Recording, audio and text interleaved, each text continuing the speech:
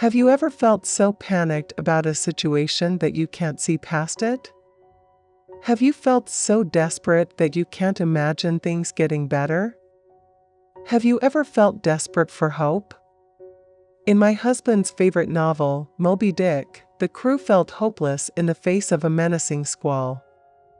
While I've never read Moby Dick, but how many people really have? One of Joel's favorite lines is that the harpooner was holding onto a lone candle, hopelessly holding up hope in the midst of despair. Isn't that how we feel when we're clinging to hope when everything around us is crashing? Hopelessly holding up hope in the midst of despair? It seems futile to have hope when there's no evidence things will turn around.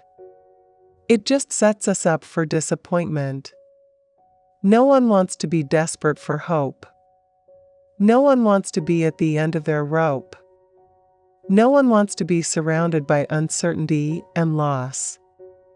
Yet when we have no reserves and we're out of ideas, we realize God is our only hope. So desperation gives us a unique opportunity to rely on God. Paul echoes this idea when says, "For we were so utterly burdened beyond our strength that we despaired of life itself. Indeed, we felt that we had received the sentence of death." But that was to make us rely not on ourselves, but on God who raises the dead. He delivered us from such a deadly peril, and He will deliver us. On Him we have set our hope that He will deliver us again. 2 Corinthians 1 verses 8 to 10. When we are desperate and out of resources, when we are facing peril with no way out, when we feel powerless and hopeless, we see the power of God in a way that we never could otherwise. Charles Spurgeon says, "When there seems nothing for faith to rest on but the bare word of God, then faith is glad, for she can commune with her Creator without being entangled by outward means and artifacts." Did not the Lord hang the world on nothing but His word? And cannot we hang our souls there too?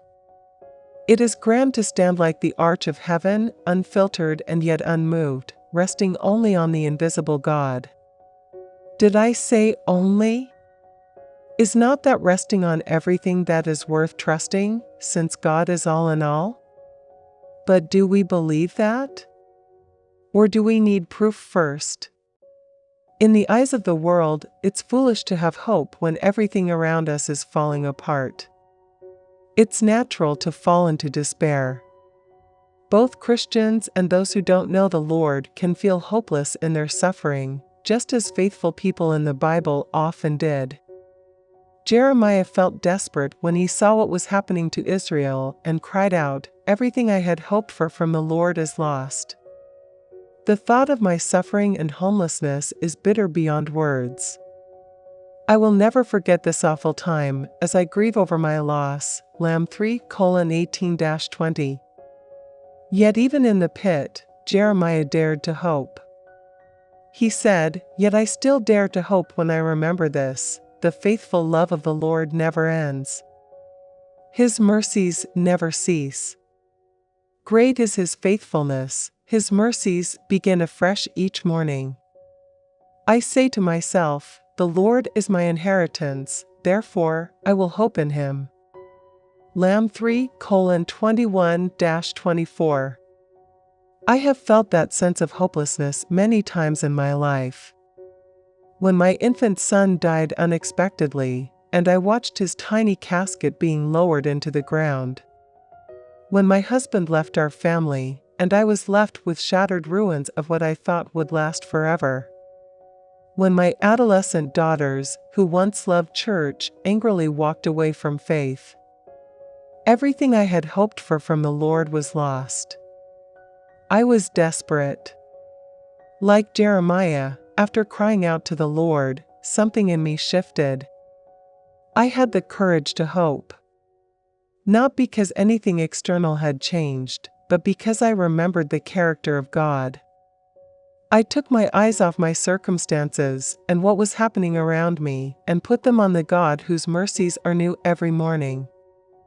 A God who is faithful. A God whose compassion and love is unending. Only Christians dare to hope in the wreckage, confident they will not be disappointed.